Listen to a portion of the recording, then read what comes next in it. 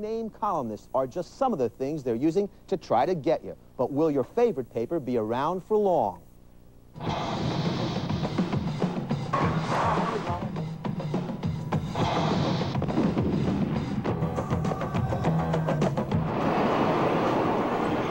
New Yorkers all have their favorite newspaper, and the competition to win you over is fierce. Which paper you sell the most? The Post? They're coming on strong. Newsday? Yeah. Daily News. What do you like about the news? The sports. Anytime you have 4 competitors in one market that's limited, you have a war. So all 4 of the papers are in a war. And casualties are expected. I would think the Daily News will go under. It's lost its basic readership base. There once was a dozen papers in New York. Now the city can't support a third that many. Let me call you back. Okay. Reporters feel the heat. In the next year or so, one of the papers is going to die. It just seems that someone is going to go down here in New York. The paper you read just could be going out of business. A lot more when we come back.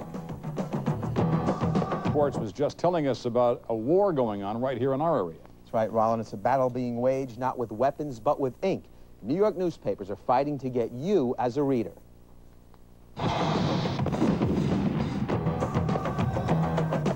I read the Daily News. Why? Because it's the best. Post is full of gossip. I read the Post because it has more action, has more spice, you know, it has more juice. Newsday. Okay, why Newsday? Why Newsday? Better sports section? The New York Times. Because I think that the writers are the best, maybe in the country.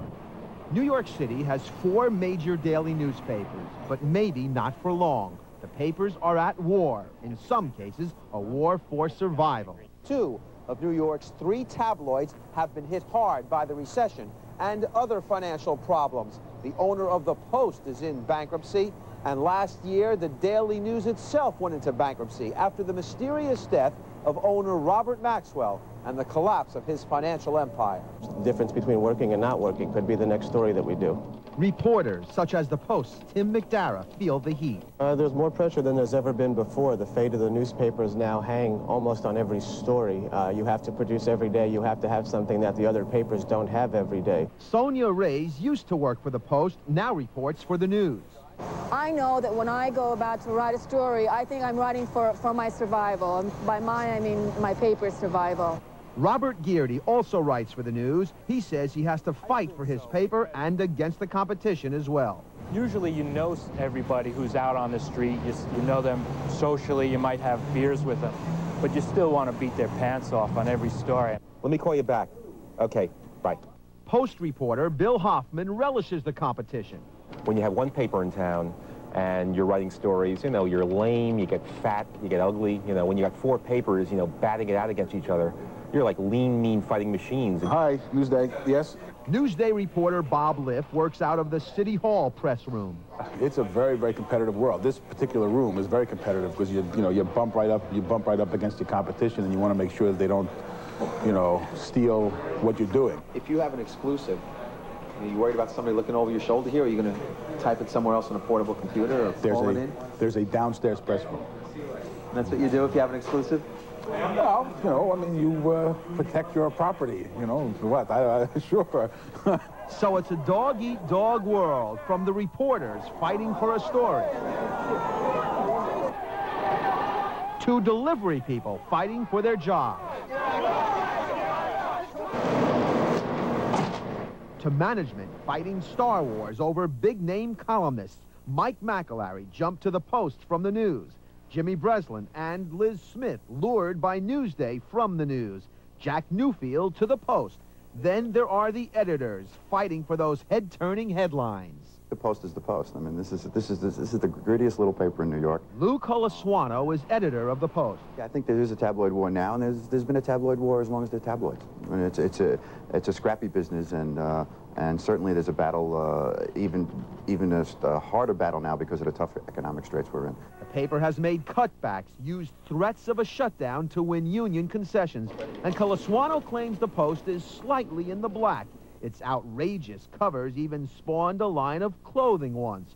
But the paper founded by Alexander Hamilton in 1801 did nearly fold 20 months ago, and it's losing readers, trailing the Daily News by 40%. Steve Malanga is a media analyst for Crane's New York business. Well, I think almost everyone believes that this market cannot continue to support 4 newspapers, so that sooner or later, one of the 3 tabloids, at least, if not 2 of the 3 tabloids, are going to be gone from this marketplace. Our paper's here to stay.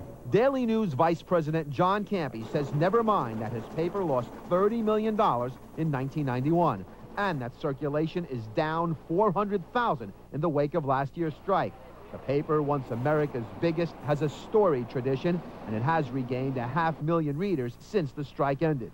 Well, the future is very bright for the Daily News. In fact, it's become a hot product. New figures show the News with daily circulation of 780,000, tops among the tabloids.